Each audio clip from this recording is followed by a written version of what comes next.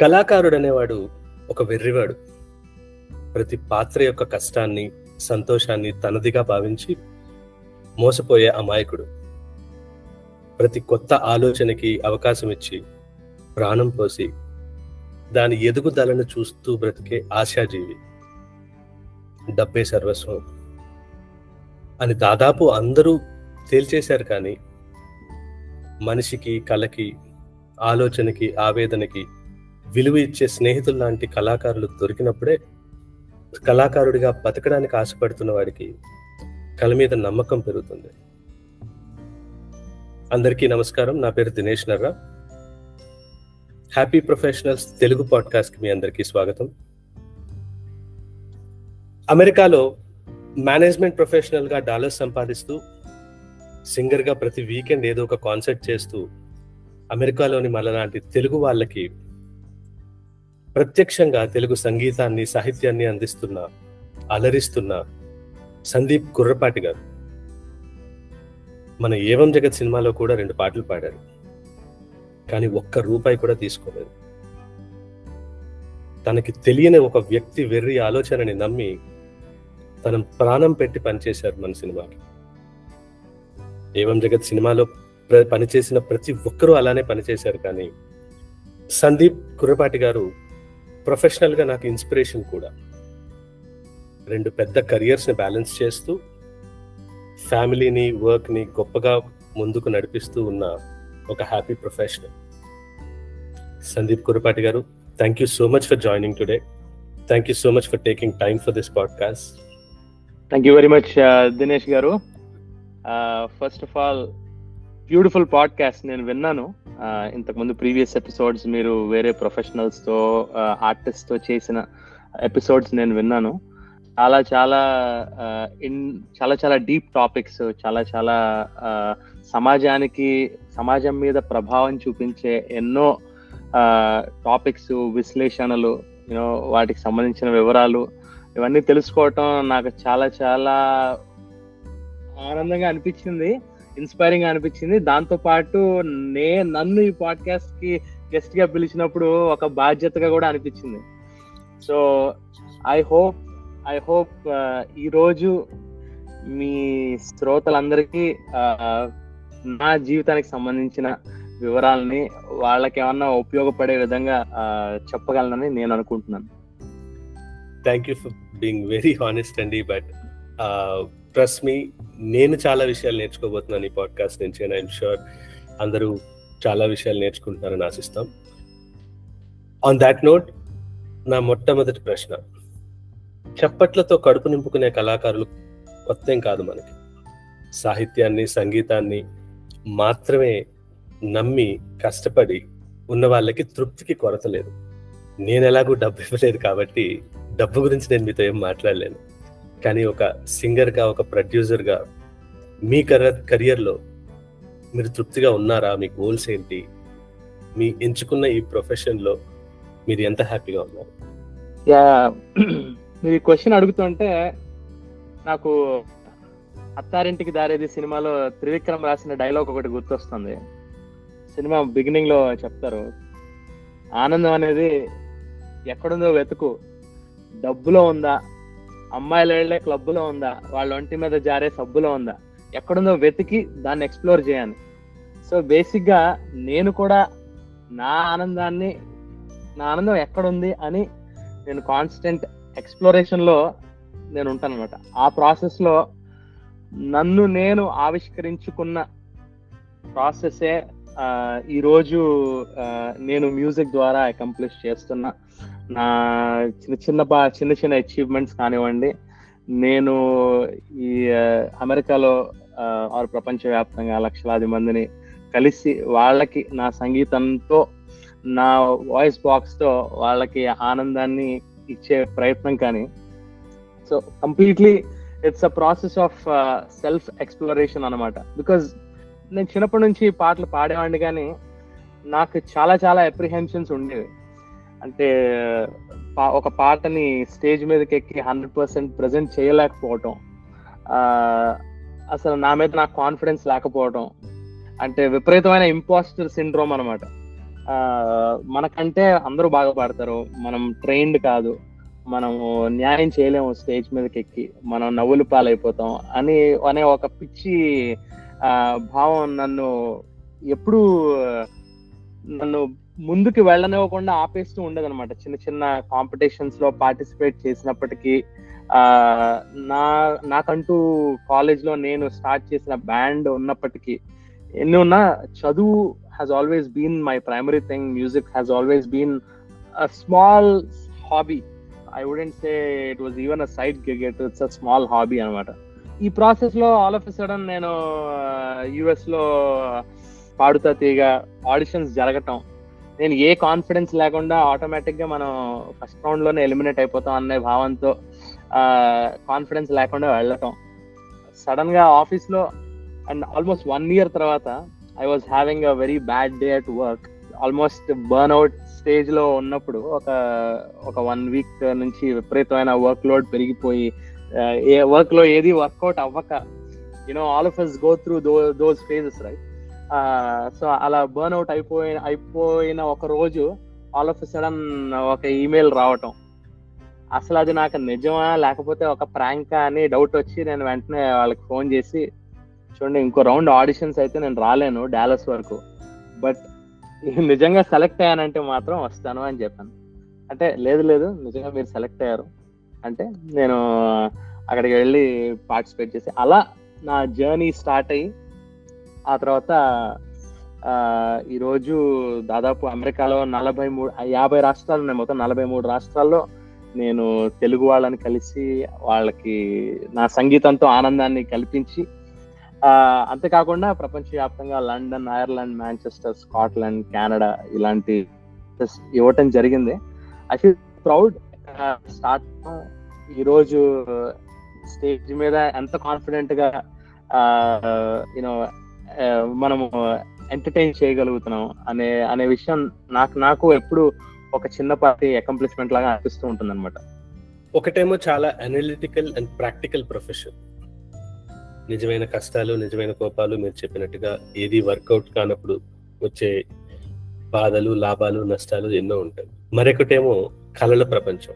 ఈ 2 ప్రపంచాల మధ్య బతుకుతున్న కొంతమందిలో మనం ఉన్నాం. వీటిని మీరు ఎలా బ్యాలెన్స్ చేస్తున్నారు? మీ ఆఫీస్ కొలీగ్స్ తో మీ ఇంటరాక్షన్స్ ఎలా ఉంటాయి?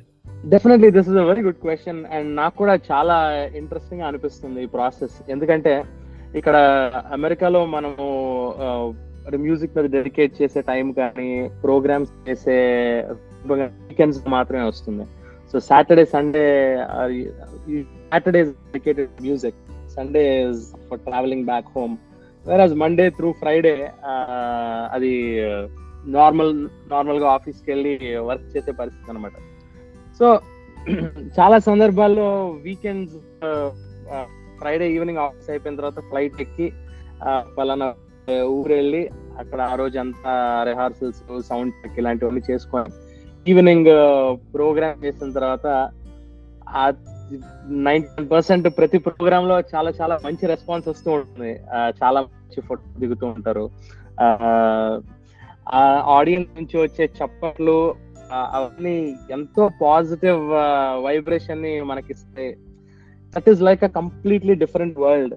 మనం అలాగైతే డిస్నీకి వెళ్తే అన్ని డిస్నీకి సంబంధించినవే ఉంటాయి చూడండి, అక్కడ అదంతా ఒక వేరే ప్రపంచం. మనం అక్కడ రైడ్స్ లో కూర్చున్నా, జురాసిక్ పార్క్ లో కూర్చున్నా, ఎక్కడ కూర్చున్నా it is a completely different world.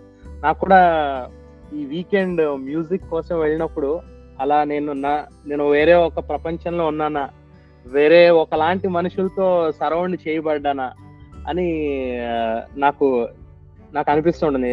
మళ్ళీ సడన్ గా వెనక్కి వచ్చి Monday morning weekly planning meeting లో కూర్చున్నప్పుడు ఒక్కొక్కసారి I zone out and blank అయిపోతుంది మైండ్. అసలు నేను నిన్నటి వరకు ఎక్కడున్నాను, ఇప్పుడు నేను ఎక్కడికి వచ్చాను, అసలు నేను ఏం చేస్తున్నాను, నా లైఫ్ లో ఏం జరుగుతుంది, అసలు ఏం అడుగుతున్నాడు అని కూడా ఒక్కొక్కసారి అనుమానాలు వస్తూ ఉంటాయి. అప్పుడు పక్కన వెనకాలకి వెళ్ళి ఒక ఈమెయిల్ లేకపోతే రాసుకున్న నోట్స్ చూసుకుంటే, ఓహో ఇది జరిగింది కదా లాస్ట్ వీక్, ఓకే దీనికి సంబంధించి మనం మాట్లాడాలి కదా అని అనిపిస్తుంది. అంత ర్యాండమ్ షిఫ్ట్ ఉంటుంది అనమాట, రాడికల్ షిఫ్ట్ ఉంటుంది అసలు. అటు నుంచి ఇటుకి. It is very I would say mentally, emotionally it's a little difficult to transition. నాకు I think I definitely take a few hours Monday రోజున మామూలు వర్క్ మోడ్ లోకి రావడానికి I take a few hours, but moving forward it has been a norm. అది ఒక normal process లాగా అయిపోయింది. And నేను కూడా దాన్ని ఒక ఛాలెంజ్ లాగా తీసుకున్నాను. ఓకే, లైఫ్ లో మనకి అటాచ్మెంట్ అనేది ఎంత ముఖ్యమో డిటాచ్మెంట్ కూడా అంతే ముఖ్యం. ఒక సందర్భం చాలా చాలా బాగుందని అందులోనే ఉండిపోలేము. ఒక సందర్భం చాలా బాధాకరంగా ఉంది కాబట్టి లైఫ్ ఎప్పుడు అలాగే ఉండిపోదు. సో చేదు, తీపి, వగరు, పులుపు అన్ని మనం ఎక్స్పీరియన్స్ చేయాలి అన్నట్టు మనం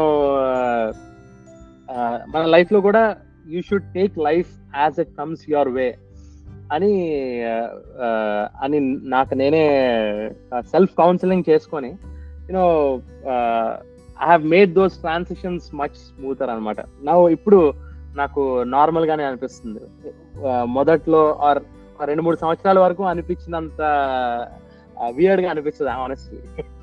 బట్ మీరు అడిగిన ప్రశ్నకి రిలేషన్షిప్స్ ఎలా మేనేజ్ చేస్తాను అనే దాని గురించి నాకు I like to be around people. నాకు మనుషుల మధ్యలో ఉండటం ఇష్టం, మనుషులతో మాట్లాడటం ఇష్టం, వాళ్ళ జీవితం గురించి నాకు తెలుసుకోవటం ఇష్టం. సో నాకు because I'm a people person, నేను ప్రోగ్రామ్స్కి వెళ్ళినప్పుడు, పాటలు పాడటానికి వెళ్ళినప్పుడు ఎలాగైతే నేను అక్కడ ఒకలాంటి మనుషుల్ని కలుస్తాను, అక్కడ ఒకలాంటి రెస్పెక్ట్ ఉంటుంది. బికాజ్ నేను గెస్ట్ గా పాడటానికి వెళ్ళాను కాబట్టి ప్రతి చోట కొంచెం ప్రత్యేకంగా చూస్తారు. మనం ఏం తినాలనుకుంటున్నాం, మనం ఎక్కడ ఉండాలనుకుంటున్నాం, ఇలాంటివి వాళ్ళు తెలుసుకొని మనకు కావాల్సినవన్నీ అరేంజ్ చేస్తారు. స్టేజ్ ఎక్కే వరకు జాగ్రత్తగా చూసుకుంటారు. వెనకాలకు వచ్చిన టీ కావాలా, కాఫీ కావాలా, ఏమన్నా స్నాక్స్ కావాలా, వాటర్ కావాలా అని తెచ్చి పెడుతూ ఉంటారు. మనకి మొత్తం అంటే అత్తగారింటికి ఫస్ట్ టైం వచ్చిన కొత్త అల్లుళ్ళలాగా చూసుకుంటూ ఉంటారు మనం ప్రోగ్రామ్స్కి వెళ్ళినప్పుడు. అదే ఆఫీస్కి వచ్చిన తర్వాత మళ్ళీ మనం నార్మల్ ఎంప్లాయీనే కదా అందరిలాగా. సో అక్కడ మనకి స్పెషల్ పర్క్స్, స్పెషల్ బెనిఫిట్స్ ఏమి ఉండవు అనమాట. సో మళ్ళీ అందరిలో కలిసిపోవాలి, అందరిలానే ఉండాలి. అక్కడ ఏందిరా ఇది ఎప్పుడు పూర్తి చేస్తావు, లాస్ట్ వీక్ చేస్తానన్నావు అన్నటి నోషన్ ఉంటుంది. ఒకసారి లైట్ గా తల మీద ఇలా స్క్రాచ్ చేసుకొని మొదలెడతాను మిత్రమా, కొంచెం టైం ఇవ్వని చెప్పి పనిలోకి వెళ్ళిపోవటం అనమాట. సో ఇక్కడ మోర్ రియాలిటీకి దగ్గరగా ఉంటాం. అంటే మనం ప్రోగ్రామ్స్కి వెళ్ళినప్పుడు కూడా ప్రోగ్రామ్ అయిన తర్వాత 2 రోజులు ఉంటే అక్కడ కూడా ఇలాగే ఉంటుంది అనుకోండి. అందుకే నేను ఎక్కువసేపు ఉండను, వెంటనే వచ్చేస్తాను. బట్ ఎటొచ్చి ఈ షిఫ్ట్ అండ్ ఎక్కువ వర్క్ లో అమెరికన్స్ ఉంటారు, వాళ్ళ కల్చర్ డిఫరెంట్, వాళ్ళ గురించి తెలుసుకోవడం అనే ప్రాసెస్ డిఫరెంట్, వాళ్ళతో వర్క్ చేయడం అనేది డిఫరెంట్ గా ఉంటుంది. వేరస్ ఇక్కడ వచ్చేసి మన తెలుగు వాళ్ళు ఎక్కువగా, మన భారతీయులు, మన సంస్కృతి, మన ఫుడ్, మన మొహమాటాలు అన్ని కలగలిపి కాసేపు మా విజయవాడ వెళ్ళొచ్చినట్టు ఉంటుంది అనమాట ఎప్పుడు ప్రోగ్రామ్కి వెళ్ళొచ్చిన. ఎక్సలెంట్. సింగర్ అవ్వాలంటే ఎస్పీబీ గారితో, క్రికెటర్ అవ్వాలంటే సచిన్తో, యాక్టర్ అవ్వాలంటే చిరంజీవితో పోల్చడం తప్పదు మనకి. హిట్ కొడితేనే, బాగా డబ్బులు వస్తేనే ఓ రెస్పెక్ట్, ఒక హోదా ఉంటుంది. ఈ commercial product for making business ని మీరెలా డిఫరెన్షియేట్ చేస్తారు with the actual art form? I think it's very subjective అని నేను అనుకుంటాను. ప్రతి మనిషి దృష్టిలో ఇది కొంచెం డిఫరెంట్ గా ఉంటుందని అనుకుంటాను. బికాజ్ ఎప్పుడు ప్రతి ఒక్కళ్ళకి ఆర్ట్ ఫామ్ అనేది, యాక్టింగ్ కానీ సింగింగ్ కానీ ఒక ప్యాషన్ లాగానే స్టార్ట్ అవుతుంది. ప్యాషన్ లాగా స్టార్ట్ అయిన తర్వాత ఈవెన్చువల్లీ అది once you start getting good at it, కొంచెం పేరు ప్రఖ్యాతులు సంపాదించిన తర్వాత అందులో కొత్త ఫ్యాక్టర్స్ వస్తాయి. అవేంటంటే ఫేమ్ అనేది, ఆ ఫేమ్ లో డిఫరెన్షియేషన్స్ అనేది. బికాజ్ మనకంటే తక్కువ వాళ్ళు ఉంటారు, మనకంటే ఎక్కువ వాళ్ళు ఉంటారు. అండ్ డబ్బులు సంపాదించడం అనేది, అంటే మనకంటే ఎక్కువ పేమెంట్ తీసుకునే వాళ్ళు ఉంటారు, మనకంటే తక్కువ పేమెంట్ తీసుకునే వాళ్ళు ఉంటారు, మనతో పాటు పేమెంట్ తీసుకునే వాళ్ళు ఉంటారు. సో ఎప్పుడైతే ఫేమ్, ఎప్పుడైతే anything measurable comes in to picture, మన న్యాచురల్ ఇన్స్టింక్ట్ ఏంటంటే ఒక రకమైన స్వార్థం కూడా మనిషిలో పుడుతుంది. అప్పుడు కల్చర్ డిస్టర్బ్ అవుతుంది అనమాట. సో ఎందుకు అందరికీ ఇది ప్రొఫెషన్. మనం ఎక్కడ చూసుకున్నా బిజినెస్ స్కూల్కి వెళ్ళి చూసినా కూడా అక్కడ వాళ్ళు చెప్పేది ఇదే కదా, వాడి మార్కెట్ ని మనం ఎట్లా క్యాప్చర్ చేయాలి, వారు ఉన్న మార్కెట్ సైజ్ ని ఎట్లా పెంచాలి. సో ఇలాంటివే కదా అక్కడ కూడా చెప్పేది. So I think natural instincts నే వాళ్ళు థియరైజ్ చేసి పుస్తకాల్లో పెట్టుంటారని నాకు అనిపిస్తుంది.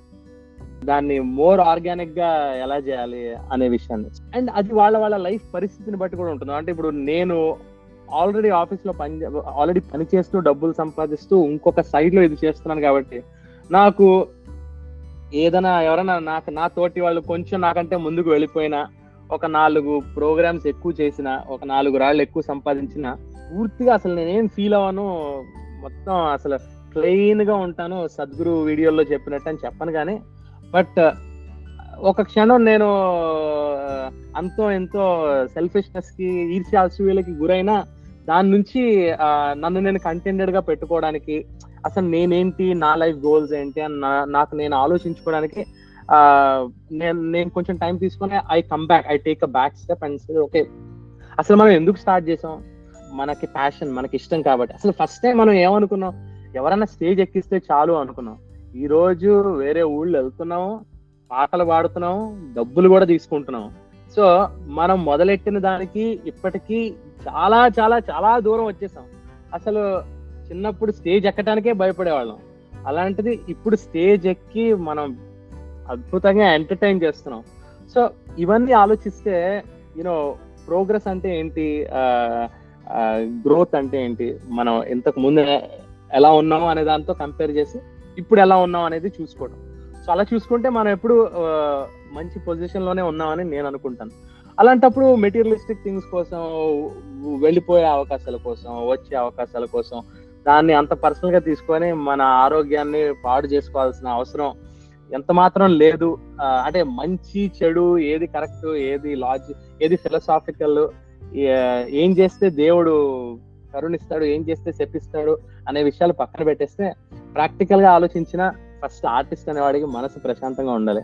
మన మనసు మనం ప్రశాంతంగా పెట్టుకోవాలంటే వీటన్నిటికీ కొంచెం దూరంగా ఉండాలి. So and I also feel that it is also very important to maintain good, healthy relationships and connections within the industry. మనం ఎప్పుడైతే హెల్తీ రిలేషన్షిప్స్ మెయింటైన్ చేస్తామో అంతో ఎంతో వాళ్ళ గ్రోత్ కి మనం కూడా ఆనందపడటం స్టార్ట్ చేస్తాం. Instead of being jealous about them or competitive spirit లో యాంగ్జైటీకి గురయ్యే బదులు ఓకే మనవాడే కదా ముందుకు వెళ్తున్నాడు అనే ఫీలింగ్ వస్తుంది. అండ్ వాళ్ళ దగ్గర నుంచి నేర్చుకునే అవకాశం ఎక్కువ ఉంటుంది. నేర్చుకొని మనల్ని మనం ఇంకా బెటర్ చేసుకునే, ఇంప్రూవ్ చేసుకునే అవకాశం కూడా ఉంటుంది. సో నేను పర్సనల్ లెవెల్లో నేను ఆ ఫిలాసఫీ ఫాలో అవుతాను. But this is very different for every person. మీరు ఈ ప్రశ్న వేరే వాళ్ళని అడిగితే వాళ్ళ సమాధానం డెఫినెట్ గా చాలా వేరేగా ఉంటుంది. అర్జెంటీనాలో ఆర్టిస్టులతో మేము మాట్లాడేటప్పుడు మేము చేసే సాంగ్ ని ఒక ప్రోడక్ట్ అన్నప్పుడు వాళ్ళు చాలా కోప్పడ్డారు. ఎందుకంటే వాళ్ళకి ఆర్ట్ ఫామ్ అనేది ఒక కమర్షియల్ ఎంటిటీ కాదు, it's a form of expression. కానీ మన ఉద్దేశంలో తెలుగు పాట ఒక సినిమా పాట కావచ్చు, లేదా ఒక ఇండీ ట్రాక్ కావచ్చు, ఈ తెలుగు పాటకి ప్రస్తుతం ఉన్న స్థాయి ఏంటి మీ ఉద్దేశంలో? నేను అనుకుంటాను స్థాయి అనేది చూసేవాడి కళ్ళని బట్టి ఉంటుంది. సో మీకు ఏది ముఖ్యం అనే దాన్ని బట్టి ఉంటుంది. ఇప్పుడు మీకు కొన్ని ప్రయారిటీస్ ఉంటాయి లైఫ్లో.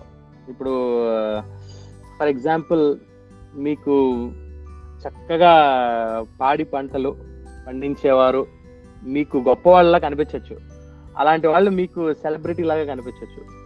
సో మీరు అలాంటి స్కిల్ ఉన్న వాళ్ళని ఎక్కువ అప్రిషియేట్ చేస్తారు. సో నాకు మేబీ డబ్బు ఇంపార్టెంట్ కావచ్చు. బాగా బాగా రిచ్ పీపుల్ని చూస్తే I probably want to rub shoulders with them. So అలాంటప్పుడు నాకు వాళ్ళు గొప్పగా అనిపించవచ్చు, నేను ఇంకొకళ్ళని తక్కువగా చూడొచ్చు. సో కాలంతో పాటు, పరిస్థితులతో పాటు ట్రెండ్ అనేది మారుతున్నప్పుడు ఆటోమేటిక్ గా చూసే విధానం మారినప్పుడు మనిషి అంచనా వేసే స్థాయి కూడా అలాగే మారుతుంది అనేది నా అభిప్రాయం. ఇప్పుడు ఫర్ ఎగ్జాంపుల్ దానవీర సూరకర్ణ గొప్ప సినిమానా, ఖుషి గొప్ప సినిమానా అంటే ఏం చేస్తాం, మనం మూడ్ ని బట్టి ఖుషి చూడాలనుకుంటే ఖుషి చూస్తాం, లేదు దానవీర సూరకర్ణ చూస్తాం. సో ఇది ఎలా చెప్పగలం? సో ఒక్కొక్కళ్ళ స్కిల్ ఒక్కొక్కలాగా ఉంటుంది, ఒక్కొక్కళ్ళు చూసే విధానం ఒక్కొక్కలాగా ఉంటుంది. సో అంటే కొంచెం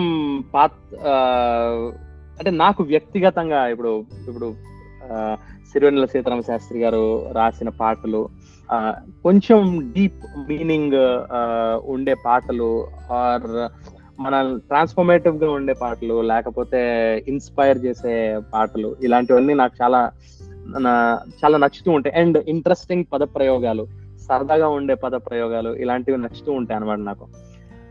బట్ ప్రతిరోజు అవే వింటానా అంటే ఒక్కొక్కసారి కారులో వెళ్ళేటప్పుడు ఆ అంటే అమలాపురం, ఆకలేస్తే అన్నం పెడతా అనే పాట కూడా వింటాను నేను. నాకు ఆ సమయంలో నాకు అదే గొప్ప పాటలాగా అనిపిస్తుంది. ఆ టైంలో మీరు ఘంటసాల గారి పాట పెడితే నాకు వినే మూడ్ ఉండకపోవచ్చు.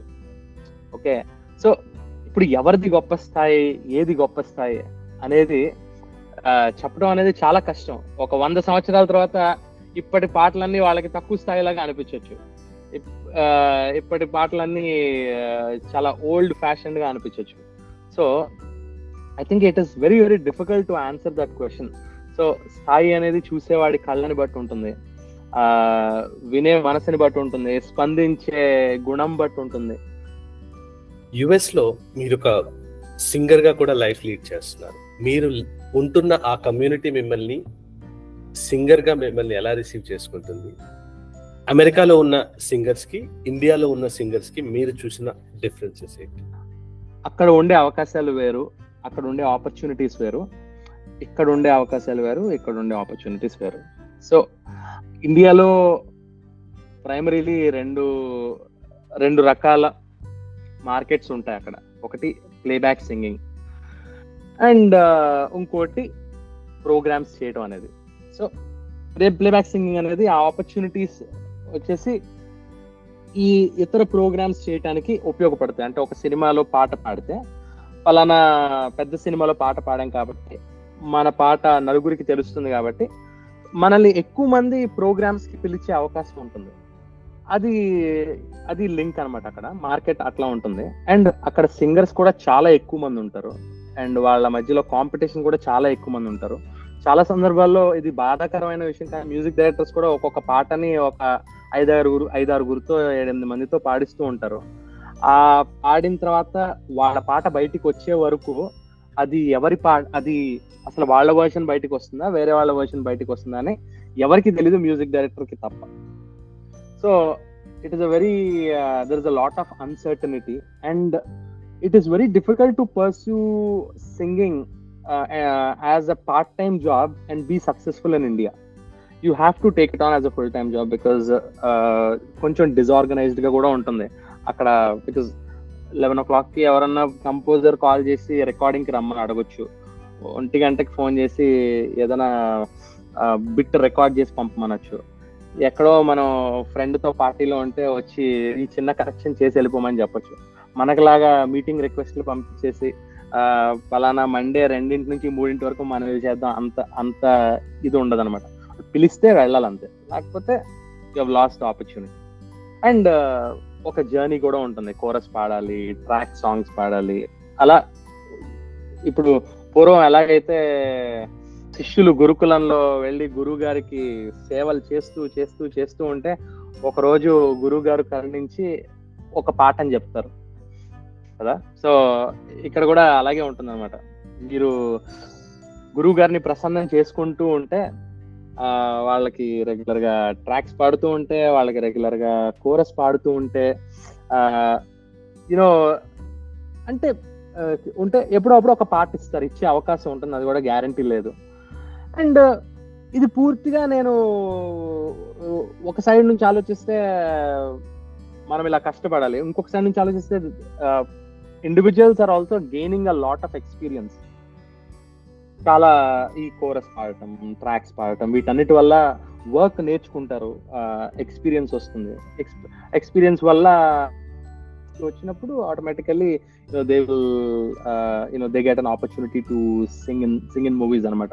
So both of them are interrelated. So అక్కడ అండ్ ఆబ్వియస్లీ మూవీలో పాడినప్పుడు ఆ పాట హిట్ అయినా, లేకపోతే ఒక పవన్ కళ్యాణ్ సినిమాలో పాట పాడితే వెంటనే ఒక 10 మంది మీరు మా ప్రోగ్రామ్ లో పాడండి అని కార్పొరేట్ ఈవెంట్స్ లో, కాలేజెస్ లో, ప్రైవేట్ పార్టీస్ లో ఇట్లా వాళ్ళని కోరుకుంటారు, వాళ్ళ గురించి అడుగుతారు. So and lot of media presence కూడా ఉంటుంది ఇండియాలో. టీవీ షోస్ లో పార్టిసిపేట్ చేయటం, సో అలా లైమ్ లైట్ లో ఉండే అవకాశం ఎక్కువగా ఉంటుంది. వేరే యుఎస్ లో వచ్చేసి first of all, unless and until you compose music for yourself, you are making your own songs, it is very difficult for you to actually go from here and sing in movies, because ఇండియాలో అంత availability ఉన్నప్పుడు, అంత versatility ఉన్నప్పుడు, అంత talent ఉన్నప్పుడు, ప్రత్యేకంగా మన గొంతు బాగున్నప్పటికీ, మనం పాడగలిగినప్పటికీ, అన్లెస్ అండ్ అంటిల్ మనం సిడ్ శ్రీరామ్ అయ్యి ఆల్రెడీ మనతో ఏఆర్ రెహమాన్ గారు మన డెమో ఏదో విని మనతో ఒక పాట పాడిచ్చేసి ఉంటే తప్ప, ప్రత్యేకంగా మనల్ని ఫ్లైట్ ఇచ్చి అమెరికా నుంచి ఇండియాకి పిలిపించి మనతో పాట పాడించుకునే అలాంటి పరిస్థితి చాలా చాలా మినిమల్ గా ఉంటుంది. సో ఇక్కడ ఆపర్చునిటీస్ వచ్చేసి కంపారిటివ్లీ తక్కువగా ఉంటాయి. కాకపోతే ఇక్కడ అసోసియేషన్స్ ఎక్కువ, ఇండియన్ కమ్యూనిటీ ఎక్కువ, తెలుగు కమ్యూనిటీ ఎక్కువ. కాన్స్టెంట్ గా ఇప్పుడు నేనైతే సంవత్సరానికి ఒక 25-30 వారాలు బిజీగానే, వీకెండ్స్ బిజీగానే ఉంటాను. సో ఇక్కడ as long as you are able to entertain the crowd on stage, వాళ్ళకి స్కిల్, ప్రొఫెషన్సీ, కాన్ఫిడెన్స్ చూపించి ఒక గుడ్ క్వాలిటీ ఎంటర్టైన్మెంట్ మనం ప్రొవైడ్ చేయగలిగితే ఇక్కడ డెఫినెట్ గా ప్రోత్సాహం ఉంటుంది, అప్రిసియేషన్ ఉంటుంది, అండ్ అవకాశాలు బాగా ఉంటాయి. ఆ అవకాశాలు ఎలాంటివి అంటే, ఇండియాలో లాగా సినిమాల్లో పాడే అవకాశాలు కాదు, కానీ బట్ రకరకాల చోట్లకి ట్రావెల్ చేసే అవకాశం, ఎక్కువ ప్రోగ్రామ్స్ చేసే అవకాశం. సో ఇండియాలో మనకి ప్రోగ్రామ్స్ ఎక్కువ రావాలంటే ఫస్ట్ ప్లేబ్యాక్ సింగింగ్ ఎక్కువ చేయాలి. సో ఇక్కడ ఆ స్టెప్ కంప్లీట్ గా స్కిప్ చేసి డైరెక్ట్ గా ప్రోగ్రామ్స్ చేసే అవకాశం ఎక్కువ ఉంటుంది.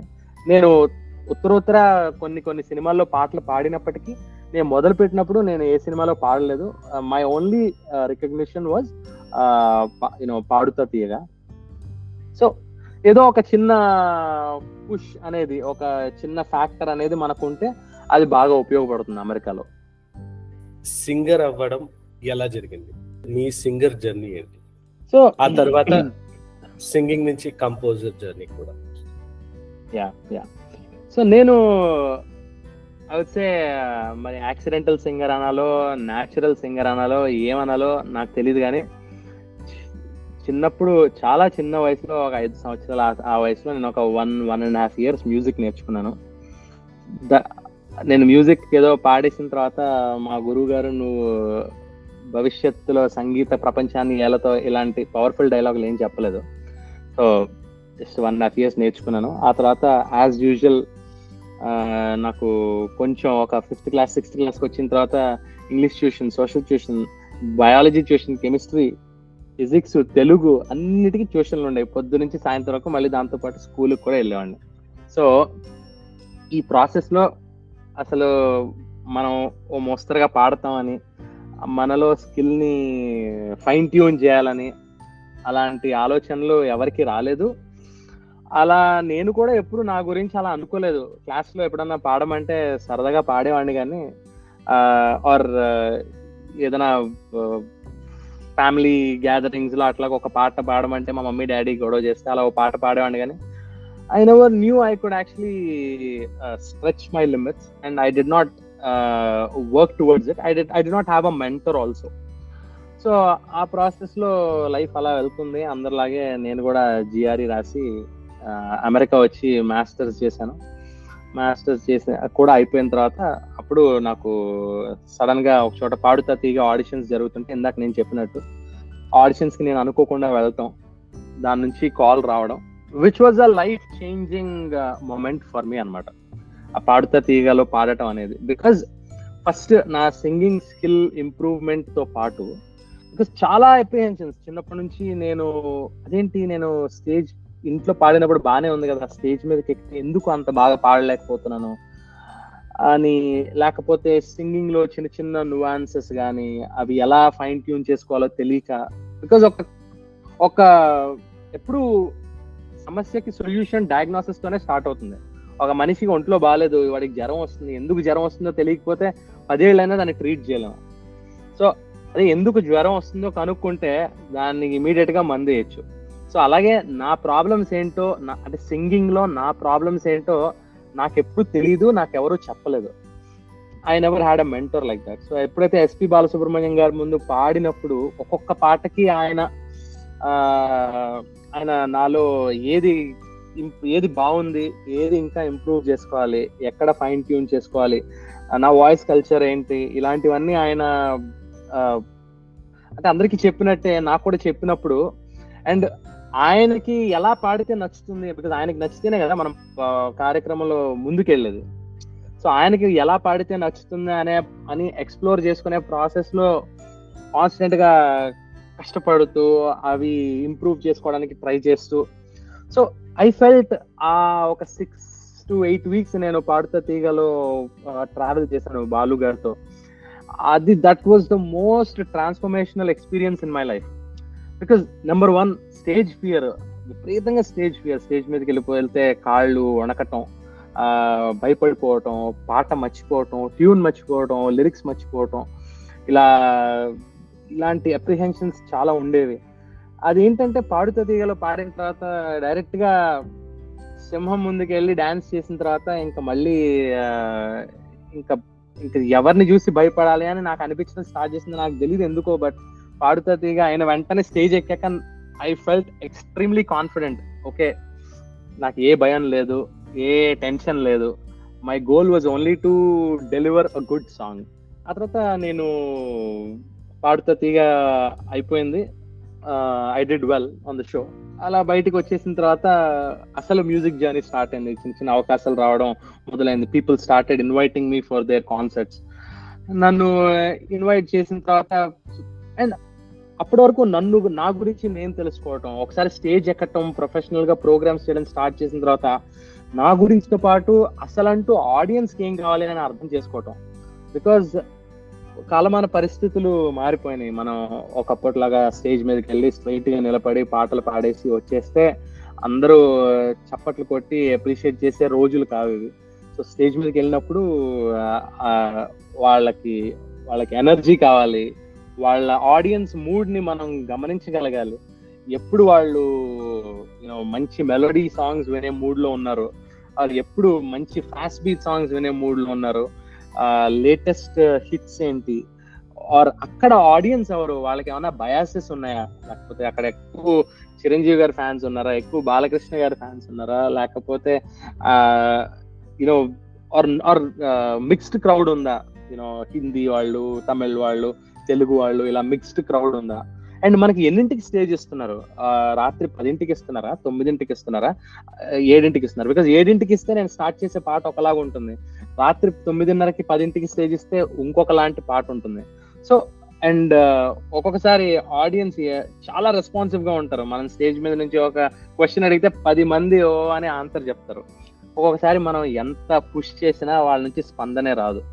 సో ఇలా ఇట్ ఈస్ అ స్టడీ అనమాట. కాన్స్టెంట్ గా మనం వాళ్ళ గురించి తెలుసుకోవడం, వాళ్ళ గురించి చదువుతూ ఉంటాం. ఎప్పుడైనా ఎవరైనా ప్రోగ్రామ్కి వెళ్ళినప్పుడు మాకు సాంగ్స్ లిస్ట్ ఇవ్వండి అంటే నాకు చాలా ఇబ్బందిగా ఉంటుంది. బికాజ్ నేను ఇవ్వలేను, బికాజ్ వాళ్ళు స్టేజ్ ఎన్నింటికి ఇస్తారో నాకు తెలిస్తే అక్కడ ఆడియన్స్ ఎలా ఉంటారో నాకు తెలియదు. కాబట్టి ఇలాంటి పారామీటర్స్ అన్ని దృష్టిలో పెట్టుకొని నేను ప్రోగ్రామ్ చేస్తాను.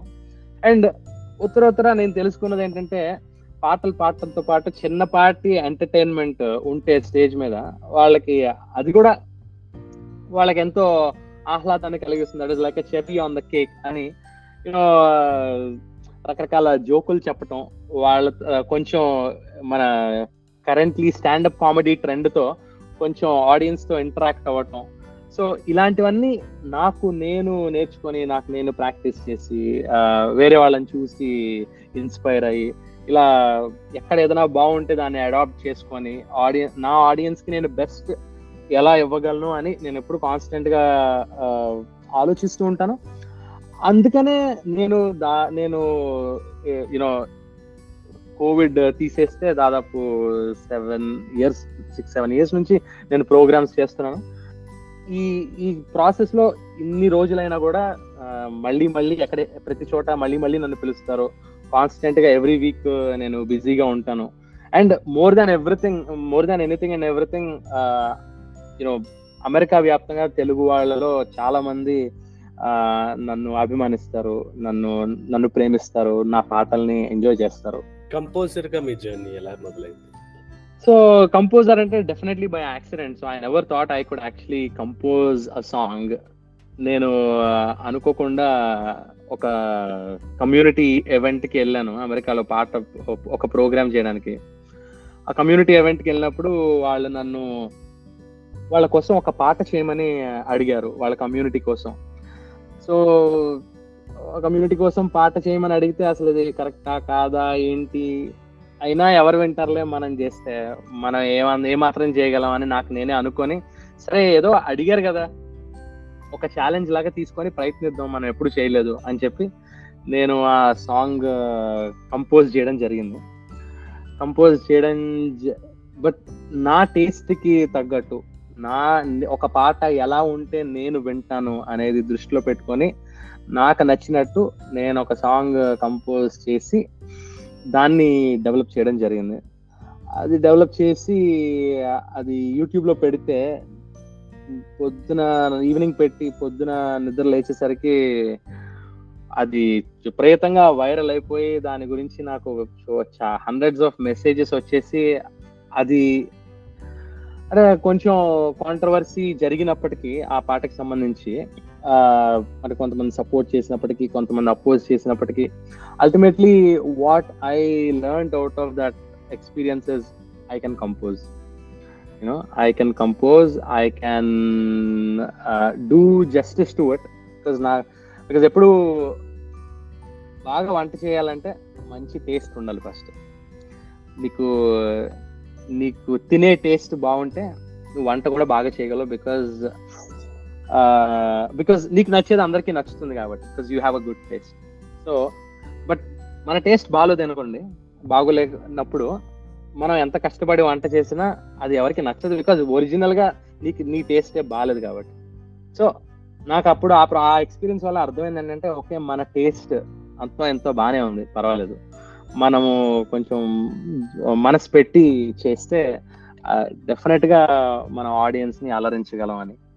సో అలా ఒకసారి చేసిన తర్వాత దాని ద్వారా రకరకాల ఆపర్చునిటీస్ రావటం. రీసెంట్ గా నేను మన షణ్ముఖ్ జశ్వంత్ యూట్యూబర్ షన్ను కోసం జాను అని ఒక సాంగ్ చేశాను. అది దాదాపు యూట్యూబ్ లో 3.5 to 4 million వ్యూస్ వచ్చి చాలా చాలా ప్రాచుర్యం పొందింది. So I mean, the more audience receive my songs, the more confidence I get, and I'm always ఒకటేంటంటే మనకి కాదు, చాలా మందికి ఏంటంటే మనల్ని ఎవరన్నా పొగిడినప్పుడు చాలా హ్యాపీగా ఫీల్ అవుతాం. అదే మనల్ని ఎవరన్నా తిడితే, మనం తిట్టినా లేకపోతే నెగిటివ్ గా రియాక్ట్ అయినా మనం వెంటనే కృంగిపోతాం, అది అక్కడ ఉండటానికి ఇష్టపడం. But I like to take criticism. I'm always open to criticism, because ఎప్పుడైతే మనం క్రిటిసిజం ని తీసుకుంటామో, అసలు క్రిటిక్స్ ఏమంటున్నారో, మన గురించి ఏం కమెంట్ చేస్తున్నారో అని మనం అర్థం చేసుకుంటామో, మనలో మనం ఏం మార్చుకోవాలి, మనలో మనం ఏం ఇంప్రూవ్ చేసుకోవాలి అనే అవగాహన మనకి మరింత పెరుగుతుంది.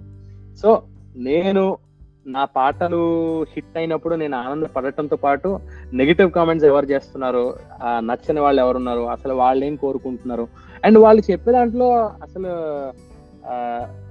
వాళ్ళు చెప్పేది లెజిబుల్ గా ఉందా లేదా అని అన్ని విని చివరికి నా డెసిషన్ నేను ఒకటి తీసుకొని నెక్స్ట్ ప్రాజెక్ట్ ఇంకా అంతకంతా ఇంప్రూవ్ చేసి చేయడానికి ప్రయత్నిస్తూ ఉంటాను.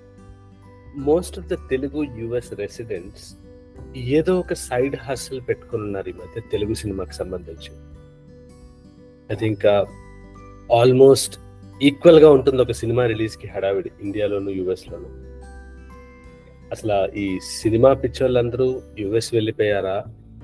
అసలు యుఎస్ లో తెలుగు సినిమాకి అసలు ఈ ఎంకరేజ్మెంట్ ఏంటి, అసలు ఈ ఫెనామినన్ ఏంటి, యుఎస్ లో ఆ rise of Telugu cinema journey చెప్పండి ఒకసారి.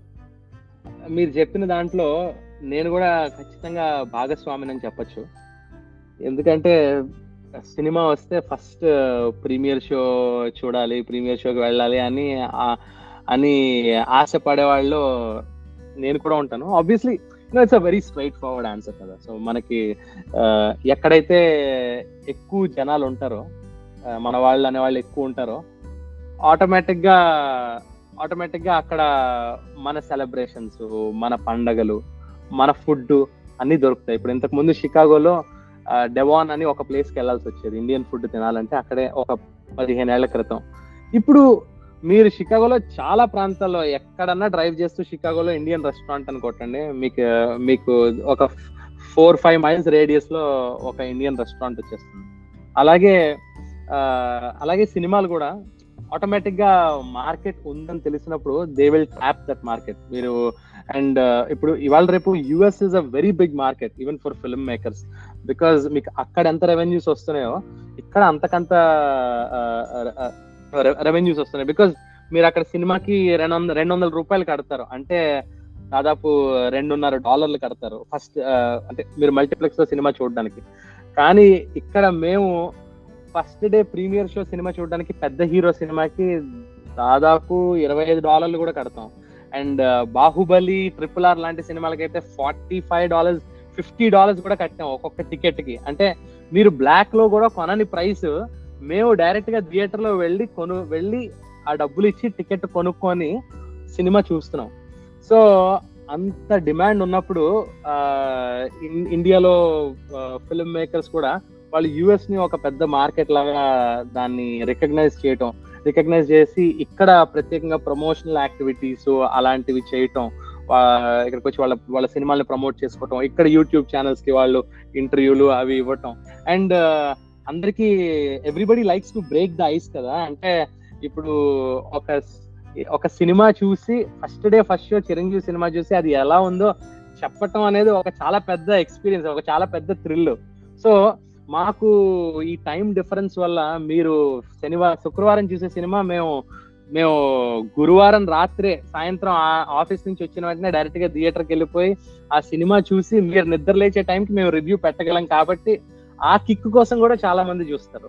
అండ్ ఇప్పుడు ఒక ఎన్టీఆర్ ఫ్యాన్స్ అన్నా, బాలకృష్ణ ఫ్యాన్స్ అన్నా, వాళ్ళ సినిమాలకి ఇప్పుడు ఈ ఫ్యాన్ వార్ అనేది ఇప్పుడు కాదు, ఒక 70-80 సంవత్సరాల నుంచి ఉంది కదా. రామారావు గారు, నాగేశ్వరరావు గారు, కాంతారావు గారు వీళ్ళ తరం నుంచి ఉంది. అప్పట్లో కాంపిటీషన్ అంటే వీళ్ళ పోస్టర్ మీద వాళ్ళు పేడ విసురుతారా, వాళ్ళ పోస్టర్ మీద వీళ్ళు పేడ విసురుతారా అన్నట్టు ఉండేది.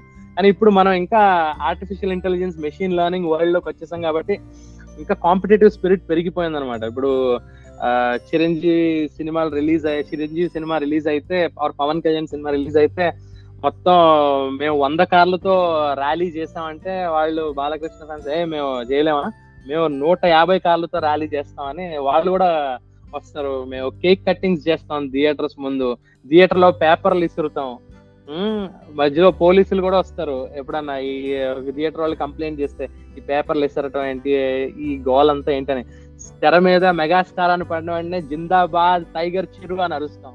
సో ఎక్కడ మీకు భ్రమరాంబ థియేటర్ లో ఎలాంటి అట్మాస్ఫియర్ ఉంటుందో ఇక్కడ షికాగోలో, డెట్రాయిట్ లో కూడా అలాంటి అంబియన్సే ఉంటుంది సినిమా చూడాలంటే. సో కాకపోతే అక్కడ ఆర్గానిక్ గా ఉంటుంది, ఇక్కడ మేము దాన్ని పూర్తిగా ఇండియా చిన్నప్పటి నుంచి అక్కడ పెరిగాం కాబట్టి, అక్కడ పుట్టాం కాబట్టి, అవన్నీ చూసాం కాబట్టి ఆ ఎక్స్పీరియన్స్ ని మేము క్రియేట్ చేసుకొని మేము కాసేపు భ్రమరాంబ థియేటర్ లో ఉన్నామని మాకు మేము ఫీల్ అవ్వటానికి, ఆర్ విజయవాడ రాజ్ యువరాజ్ లో ఉన్నామని మేము ఫీల్ అవ్వటానికి మేము అదే అంబియన్స్, అదే అట్మాస్ఫియర్ క్రియేట్ చేసి మీకు ఎంజాయ్ చేయడంలో మీకు మేము ఏమాత్రం తీసుకోము అని ఒక మెసేజ్ పంపిస్తాం అనమాట. ఒకటి కంటే ఎక్కువ పనులు చేస్తూ ఉన్న వాళ్ళకి యుఎస్ గవర్నమెంట్ ఎంత సపోర్టింగ్ గా ఉంటుంది? ఈ ఓవరాల్ లైఫ్ స్టైల్ యుఎస్ లో సపోర్టివ్ గా ఉంటుందా, ఇండియాలో సపోర్టివ్ గా ఉంటుందా? ప్రతిగా గవర్నమెంట్ ఏమి వీళ్ళకి ఈ విషయంలో సపోర్ట్ చేయాలి అని ఎప్పుడు సపోర్ట్ చేయదు. ఇండియన్స్ కి అసలే సపోర్ట్ చేయదు, ఎందుకంటే మనం వాల్యూమ్ ఎక్కువ కాబట్టి. పక్కన నేపాల్లో పుట్టిన 2 ఏళ్ళలో గ్రీన్ కార్డ్ వస్తుంది, ఇండియాలో పుడితే 150 years ప్రస్తుతం వెయిట్ టైం గ్రీన్ కార్డ్ కి. ఇట్ ఇస్ వెరీ డిఫరెంట్ అనమాట. కాకపోతే what I would say is very supportive in US is the culture. అంటే ఇక్కడ వర్క్ టైమింగ్స్ ఎలా ఉంటాయి, మనకి ఇండియాలో పొద్దున 10ంటికి వెళ్తుంది, సాయంత్రం 7:30కి ఆఫీస్ నుంచి బయలుదేరితే ఇంటికి వచ్చేసరికి 9 అవుతుంది. అంటే నువ్వు 10ంటికి ఆఫీస్కి వెళ్తావు అంటే 8ంటికి లేస్తావు, రాత్రి లేట్గా తిన్నావు కాబట్టి కాసేపు జబర్దస్త్ చూసి పడుకుంటే పొద్దున 8 లోపు లేచే అవకాశం తక్కువ ఉంటుంది. అంటే ఐఎమ్ సారీ, నేను ఏమన్నా స్టీరియోటిపికల్ గా మాట్లాడుతూ ఉంటే నాకు తోచింది, నాకు తెలిసింది నేను చెప్తున్నా. I could be wrong, and individual preferences కూడా మారుతూ ఉంటాయి, ఒక్కొక్క లైఫ్ స్టైల్ ఒక్కొక్కలా ఉంటుంది. But on an average general గా మా విజయవాడలో అయితే అలా ఉంటుంది. సో 10-10:30కి ఆఫీస్కి వెళ్ళి 7:30కి 8ంటికి ఆఫీస్ వర్క్ చేసి మళ్ళీ 9-9:30కి ఇంటికి వచ్చి భోజనం చేసి టీవీ చూసి పడుకుంటే ఇంకా అసలు సెకండ్ హజిల్ చేయడానికి ఏమి అవకాశం ఉంటుంది? సెకండ్ హజిల్ చేసే అవకాశం చాలా తక్కువ ఉంటుంది. ప్లస్ మాకు ఇక్కడ అలా కాదు. మార్నింగ్ 7-7:30 నుంచి people start coming in to work. People are early risers, తొందరగా నిద్ర లేస్తారు. సో ఈవినింగ్ అంతా, అండ్ 4-4:30కి people are getting out of work. So evening 4:30 నుంచి you have so much time for yourself. So you can work out, you can spend time with family, or you can have a side hustle, you can do another gig. ఇప్పుడు నా మటుకు నేను నా programmes వచ్చేసి weekends లోనే ఉంటాయి. Evenings వచ్చేసి నేను ప్రాక్టీస్ చేసుకునే అవకాశం ఉంటుంది, ప్రిపేర్ అయ్యే అవకాశం ఉంటుంది. సో నాకు అసలు ఎప్పుడు నా వర్క్ తో నా సింగింగ్ ఎప్పుడు ఇంటర్ఫియర్ అవ్వదు.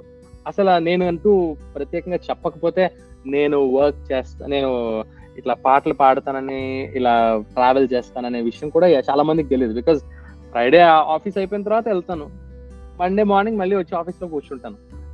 వీకెండ్ నేనేం చేస్తాను అనే విషయం నీకు చెప్తే తప్ప ఎవరికి తెలియదు. So I would say, so the bottom line is it's the culture that contributes to your growth అనమాట. ఇంకోటి ఏంటంటే ఐ వుడ్ సే ఇక్కడ కమ్యూనిటీ కాలేజెస్ ఉంటాయి. Education is not very expensive. చిన్న ఊర్లలో కూడా కమ్యూనిటీ కాలేజెస్ ఉంటాయి. మీరు ఎప్పుడన్నా ఏ ఫ్లైట్ క్రాష్ అయిపోయి ఒక ఐలాండ్ లో ఒక్కళ్ళే ఉండాల్సి వస్తే మీరు ఎలా సర్వైవ్ అవ్వాలి అనే దాని గురించి కమ్యూనిటీ కాలేజ్ లో ఒక కోర్స్ చెప్తారు. మీకు ట్రావెల్ ప్లానింగ్ గురించి ఒక కోర్స్ చెప్తారు. ఆర్ మీకు చాలా మందికి ప్రపంచం ఇప్పుడు ఆర్టిఫిషియల్ ఇంటెలిజెన్స్ అని, డేటా సైన్స్ అని ఇలా ఎంత ముందుకు వెళ్ళిపోతున్నా అంతో ఎంతో వెనకబడిపోయే వాళ్ళు కూడా ఉంటారు అనమాట. అలా పడిపోయే కోసం బేసిక్ ఈమెయిల్స్ ఎట్లా రాయాలి, బేసిక్ కమ్యూనికేషన్ ఎట్లా చేయాలి, మైక్రోసాఫ్ట్ వర్డ్ ఎలా యూజ్ చేయాలి, ఇలా సెల్ ఫోన్ ఎలా వాడాలి, ఈమెయిల్ ఎలా వాడాలి అనే వాటి గురించి కూడా క్లాసెస్ ఉంటాయి అనమాట. సో ఐ వుడ్ సే ఇక్కడ సమాజంలో అన్ని స్కిల్ సెట్స్ ఉన్న వాళ్ళకి, అన్ని రకాల రుగ్మతలు ఉన్న వాళ్ళకి, హ్యాండిక్యాప్డ్ ఉన్న వాళ్ళకి, అన్ని రకాల వాళ్ళకి కావాల్సిన వాళ్ళకు ఉపయోగపడే అవకాశాలు ఉంటాయి అనమాట. నువ్వు నిజంగా ఏమైనా చేయాలనుకుంటే, నువ్వు గ్రో అవ్వాలనుకుంటే, నువ్వు తెలుసుకోవాలనుకుంటే పెద్దగా డబ్బులు ఖర్చు పెట్టకుండా కేవలం నువ్వు 50 ఏళ్ల వయసులో గిటార్ నేర్చుకోవాలనుకున్నా కూడా ఇక్కడ దగ్గరలో ఉన్న కమ్యూనిటీ కాలేజ్ లో, చిన్న ఊర్లో కూడా, అది నేను పెద్ద ఊర్లో అని చెప్పట్లేదు, వాళ్ళ లోకల్ కమ్యూనిటీ కాలేజ్ లో కూడా మీకు దానికి సంబంధించిన కోర్సెస్ ఉంటాయి అనమాట. So I mean, this is the kind of culture that US has, which is very beautiful. ఇక్కడ ఎవరిని చూసి జడ్జిమెంటల్ గా ఉండరు. ఎవరికైనా మన ఇండియాలో ఎవరికైనా కొంచెం డిప్రెషన్ అలా ఉన్నా వీడు పిచ్చోడ్రా అని తీసి పారేస్తాం. ఇక్కడ అలా ఉండదు.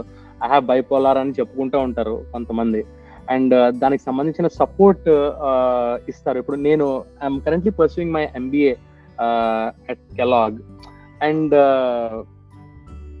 కాలేజ్ లో కూడా ఎప్పుడన్నా మీకు స్ట్రెస్ ఎక్కువ అయిపోయి అయిపోతుంది, మీరు బర్న్ అవుట్ అయిపోతున్నారు అనుకుంటే ఈ పలానా నెంబర్ కి కాల్ చేయండి అనే కౌన్సిలింగ్ కోసం. మీకు ఏదైనా if you need someone to talk to, if you need any mental health, there are always resources that you can use.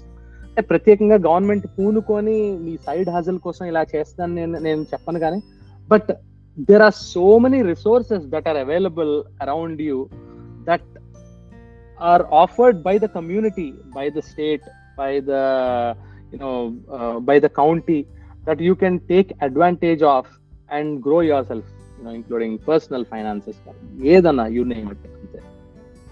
ఒకటి కంటే ఎక్కువ పనులు చేస్తున్నప్పుడు మన పర్సనల్ లైఫ్లో జరిగే చిన్న లాసెస్ కూడా మనల్ని చాలా డిస్టర్బ్ చేస్తాయి. అలాంటి సిచ్యువేషన్స్ని మీరు ఎలా హ్యాండిల్ చేస్తారు? So this is a very good question Dinesh garu. I should definitely confess, నన్ను నేను ఎక్స్ప్లోర్ చేసుకునే ప్రాసెస్లో నాకు నచ్చినవి పనులు ఏంటి అనేది తెలుసుకొని నేను అవి చేసే ప్రాసెస్లో డెఫినెట్గా నా వర్క్ లైఫ్ బ్యాలెన్స్ అనేది ఇంపాక్ట్ అవుతుంది. అది that is definitely something that should not happen for anyone. మనము I think my next goal of improvement is ఆ వర్క్ లైఫ్ బ్యాలెన్స్ ని నేను అప్రాప్రియేట్ గా మేనేజ్ చేయటం అనేది. ఇప్పుడు ఇంటికి, ఫ్యామిలీతో టైం స్పెండ్ చేయడానికి నేను సమానంగా కాకపోయినా కొంతవరకు నేను టైం ఇవ్వగలగాలి, ఇప్పుడు ఇస్తున్న దానికంటే ఎక్కువ టైం ఇవ్వడం అనేది one of my goals. And ఈ ప్రాసెస్ లో డెఫినెట్ గా మనం ఒక దారిలో వెళ్తున్నప్పుడు, చాలా బిజీగా ఉంటున్నప్పుడు, అకంప్లిష్మెంట్స్ చేస్తున్నప్పుడు దాని నుంచి ఆ ప్రాసెస్ లో మనకు ఉండే ట్రేడ్ ఆఫ్స్ కూడా చాలా ఉంటాయి. నెంబర్ 1, మైండ్ అంతా మ్యూజిక్ మీద ఆక్యుపై అయి ఉంటే కాన్స్టెంట్ గా అందరిలాగా మనం ఆలోచించడం అంటే ఆఫీస్లో నా కొలీగ్స్ నేను నెక్స్ట్ రోల్ కి ఎట్లా వెళ్ళాలి, నేను ఎట్లా గ్రో అవ్వాలి అని ఆలోచిస్తూ ఉంటే మేబీ నేను నెక్స్ట్ ప్రోగ్రామ్ ఎట్లా చేయాలి, నేను నెక్స్ట్ ఏ ఊరు వెళ్ళాలి, ఆర్ నెక్స్ట్ నేను ఏ కంట్రీ వెళ్ళాలి, అక్కడ ఏ పాటలు పాడాలి అని నా మైండ్ ఆలోచిస్తూ ఉంటుంది. సో దానివల్ల మనం లాంగ్ టర్మ్ లో ఒక 3 సంవత్సరాలు 4 సంవత్సరాల తర్వాత ఒకసారి వెనక్కి వెళ్ళి చూసుకుంటే మనతోటి వాళ్ళు సిమిలర్ స్కిల్ సెట్ ఉన్న వాళ్ళు ముందుకు వెళ్ళిపోయే అవకాశం ఉంటుంది, మనం అక్కడే ఉండిపోయే అవకాశం ఉంటుంది. కాకపోతే దానివల్ల మనకి వేరే ఒక ఎస్టాబ్లిష్మెంట్ జరిగింది. సో ప్రతి చోట ట్రేడ్ ఆఫ్స్ ఉంటాయి. ఇకపోతే వర్క్ లైఫ్ బ్యాలెన్స్ విషయం దగ్గరికి వస్తే నేను నా లైఫ్ లో నేను చాలా బాధపడే విషయం ఏంటంటే, అన్నిటికంటే మోస్ట్ బాధాకరమైన విషయం ఏంటంటే మా నాన్నగారిని నేను కోవిడ్ సెకండ్ వేవ్ లో కోల్పోవటం. సో మా నాన్నగారిని కోల్పోయిన తర్వాత నేను ఒకసారి వెనక్కి తిరిగి ఆలోచిస్తే మా డాడీకి చాలా చిన్న విషెస్ ఉండినాయి, very very basic, very small wishes. Because he's also a fun loving guy. మా డాడీ ఎప్పుడూ అడిగేవారు, ఒక టూర్ కి నేను వచ్చి నీతో ఉంటాను, I want to be with you and I want to travel with you, I want to see you singing everywhere. I want to see how people react to your singing. I want to experience all that as a father అని చెప్పారు. ఇది అసలు ఏమాత్రం మనం తీర్చలేని కోరిక కాదు, మనకి ఏమాత్రం మనం చేయలేని పని ఏమాత్రం కాదు. కానీ ఓకే, చాలా టైం ఉందిలే, చేద్దాంలే, నెక్స్ట్ సీజన్ లో చేద్దాంలే, అప్పుడు చేద్దాంలే, ఇప్పుడు చేద్దాంలే అని. పిల్లలకి పేరెంట్స్ కి చాలా డిఫరెన్స్ ఉంటుంది. మనమైతే హక్కుగా పేరెంట్స్ దగ్గర నుంచి నాకు ఇది కావాలి, చేస్తావా లేదా అని అడుగుతాం. కానీ పేరెంట్స్ ఏంటంటే పాపం వీడికి ఏమన్నా ఇబ్బంది కలుగుతుందేమో మన వల్ల అని వాళ్ళు ఆలోచిస్తారు. అలా ఆలోచించి వాళ్ళు అదే చనువుతో అంత గట్టిగా మనల్ని అడగలేరు. సో సరే, నాకు అది మైండ్ లో బ్యాక్ ఆఫ్ ద మైండ్ ఎప్పుడు ఉంది, కానీ నేను అది ఎప్పుడు ఎగ్జిక్యూట్ చేయలేదు. అండ్ మా డాడీ వెళ్ళిపోయిన తర్వాత నాకు ఎప్పుడు ఇక లైఫ్ లో నేను ఎప్పుడు ఆ కోరిక తీర్చలేను అసలు. నేనెప్పుడు, బికాజ్ మన పేరెంట్స్ కి 10 మంది మనల్ని పొగుడుతుంటే మన ప్రాస్పెరిటీ చూసి వాళ్ళకి ప్రౌడ్ గా ఉంటుంది. అలాగే మనకి మన పేరెంట్స్ మనల్ని చూసి ఉప్పొంగిపోతూ ఉంటే అది వెలకట్టలేని ఒక అనుభూతి. ఆ అనుభూతిని నేను మా నాన్నకి అప్పుడప్పుడు ఇచ్చాను. టీవీలో కనిపించినప్పుడు 1-2 సార్లు స్వరాభిషేకం లాంటి కార్యక్రమాల్లో ఆయన ముందు పాడినప్పుడు కొంతవరకు ఇచ్చాను, కానీ బట్ ఆయన కోరుకున్నట్టు నేను పూర్తిగా ఇవ్వలేకపోయాను. సో అది ఆ బ్లేమ్ నేను పూర్తిగా నా మీదే వేసుకుంటాను అన్నమాట. బికాజ్ నా స్కెడ్యూల్లో విపరీతమైన అన్సర్టనిటీ ఉండటం వల్ల, నేను వారం వెళ్తూ అంటే రకరకాల చోట్లకి ట్రావెల్ చేస్తూ ఉండటం వల్ల లైఫ్ లో ఈ చిన్న చిన్న ఆనందాలు అనేవి ఎంత ఇంపార్టెంట్ అనేవి నేను తెలుసుకోలేక I I lost an opportunity that I will probably regret for rest of my life. So I would say it is very very important for anyone to balance their life, because you can never go back in time. You can never spend time with your 3-year-old after 4 years, because he is never going to be 3 anymore. So ఈ balance అనేది ఎప్పుడు important, because మనకి ఎప్పుడు ఇంకా కావాలి కావాలి అని అనిపిస్తూ ఉంటుంది. బట్ మన ఎపటైట్ ఎంత, ఎక్కడ మనం ఇంకా చాలు అని అని అనుకోవాలి, ఆ స్టాపింగ్ పాయింట్ అనేది ఎక్కడ పెట్టాలి అనేది కూడా మనకి మనం తెలుసుకోవడమే మెచ్యూరిటీ అనమాట. ఈరోజు మనం పెద్ద పెద్ద సూపర్ స్టార్స్ ఇంటర్వ్యూలు చూస్తే అప్పట్లో 3 షిఫ్ట్లు 4 షిఫ్ట్లు పనిచేసి సంవత్సరంలో 15 సినిమాలు 10 సినిమాలు రిలీజ్ చేసిన ఆర్టిస్ట్ చూస్తే వాళ్ళ ఇంటర్వ్యూస్ అలాంటివి వింటే మనకు అర్థమైంది ఏంటంటే, one thing that they regret about a lot is not being able to spend time with their family, spend time with their kids. They would have accomplished a lot, but ఆ వెలితి, ఆ regret అనేది ఎప్పుడు back of the mind ఉంటుంది. And life, the beauty of life is about managing everything. అన్నిటిని రుచి చూడాలి, అన్ని ఆనందాల్ని అనుభవించాలి. బికాజ్ ఒక్కొక్కసారి అనుకుంటాం $4,000 ఖర్చు పెట్టి ఇట్లా హవాయి వెళ్ళాలా, రెండిటికి చాలా తేడా ఉంది. అప్రిషియేట్ అయ్యే వాల్యూకి intangible assets are your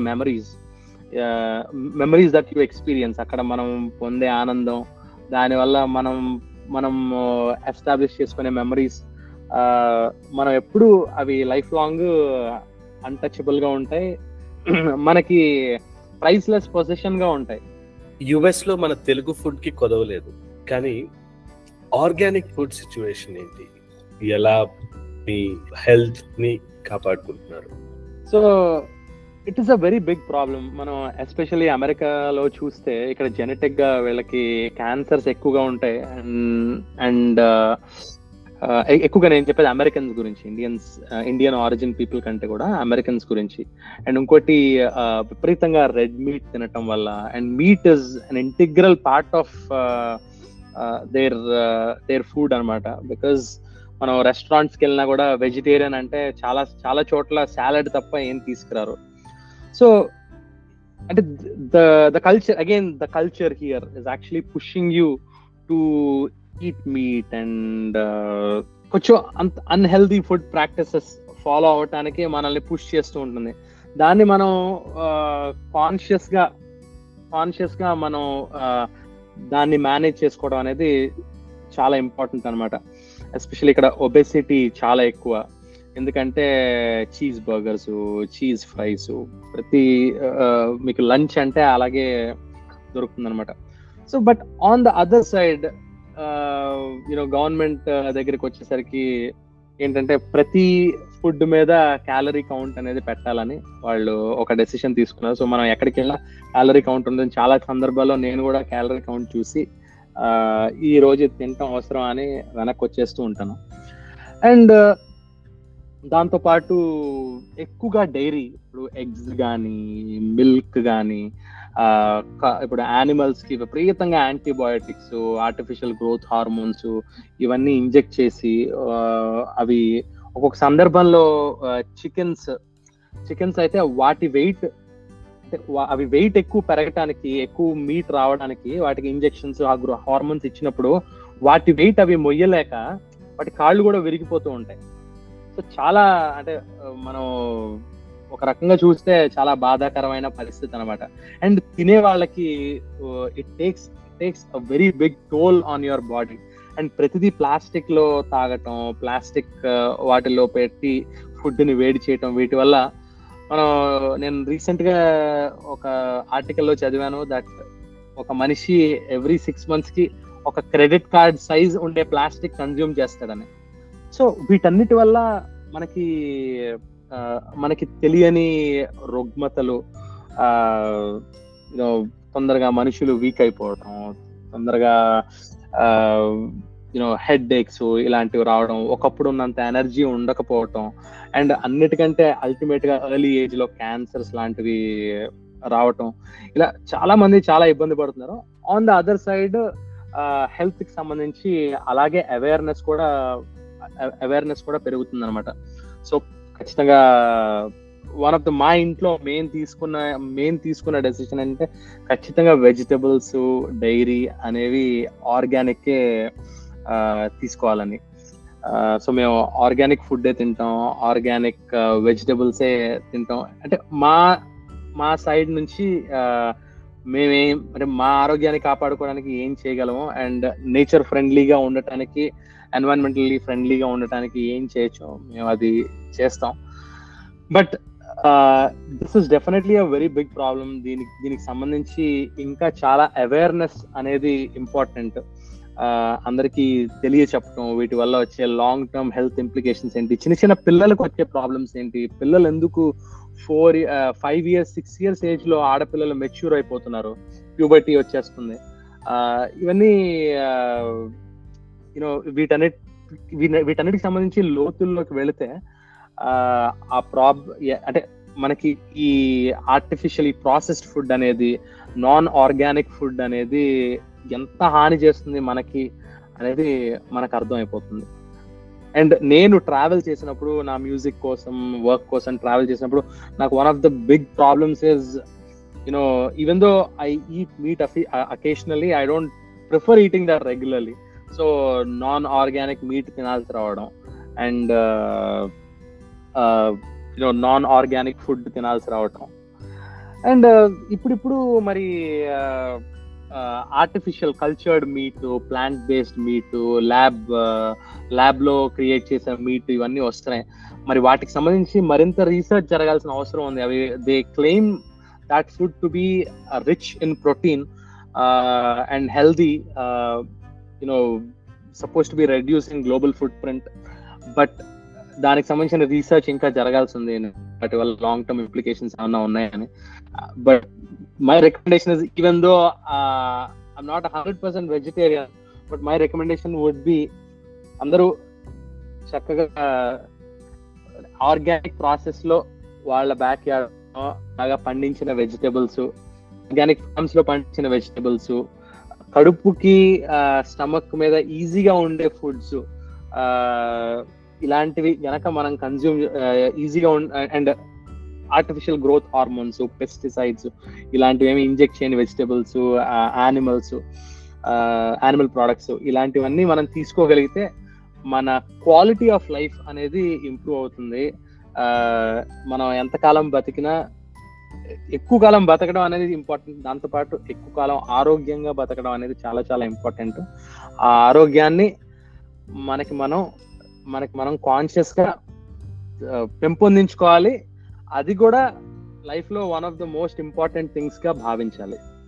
thank you so much Sandeep గారు ఫర్ జాయినింగ్ us టుడే. ఎన్నో ఇంపార్టెంట్ విషయాలు మనం డిస్కస్ చేసాం. ఎన్నో విషయాల గురించి మనం మన అవగాహనని మనం నలుగురికి చెప్పే ప్రయత్నం చేస్తున్నాం. కళని ఉపయోగించి ఇంకొంత ఎక్కువ మందికి చెప్పే ప్రయత్నాన్ని చేస్తూ ముందుకు పోదాం. ఆ విధంగా ఇంకా ఎన్నో సార్లు మనం కలిసి పనిచేయడానికి ప్రయత్నిద్దాం. Thank you so much for joining and thank you so much for your time. మీరు, మీ ఫ్యామిలీ అందరూ హ్యాపీగా హెల్దీ ఫుడ్ తింటూ హ్యాపీగా ఉండాలి అని కోరుకుంటూ thank you for joining happy professionals podcast. Thank you very much Dinesh గారు. ప్రత్యేకంగా నన్ను ఈ పాడ్కాస్ట్ కి గెస్ట్ గా ఇన్వైట్ చేసినందుకు, అండ్ మీరు డైరెక్ట్ చేసిన ఏవం జగత్ అనే సినిమాలో నాతో 2 బ్యూటిఫుల్ సాంగ్స్ పాడించినందుకు, మీరు చేస్తున్న మీరు సమాజం మీద ఒక ప్రభావం చూపించడానికి ప్రయత్నిస్తున్నారు, ఒక మంచి ప్రభావం చూపించడానికి ప్రయత్నిస్తున్నారు. అలాంటి యజ్ఞంలో నన్ను కూడా భాగస్వామిని చేసినందుకు ప్రత్యేకంగా నేను కృతజ్ఞతలు తెలుపుకుంటున్నాను. Thank you so much.